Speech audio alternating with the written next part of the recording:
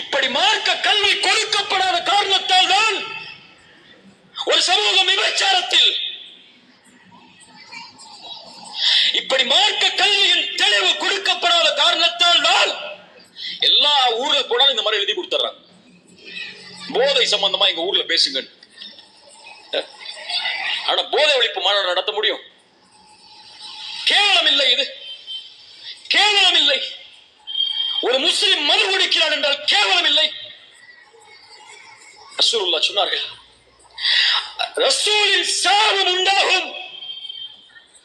மது குடிப்பவன், மதுவை வாங்குபவன், மதுவை விற்பனை செய்பவன், மதுவை சுமப்பவன், மதுவை ஊற்றி கொடுப்பவன், மதுவை சுமப்பவனுக்கு உதவி செய்பவன் என்று 10 பேரை பட்டியலிட்டு சொன்னார்கள். இவர்கள் எல்லோர் மீதும் அல்லாஹ்வுடைய தூதரின் சாபம் உண்டாகும்.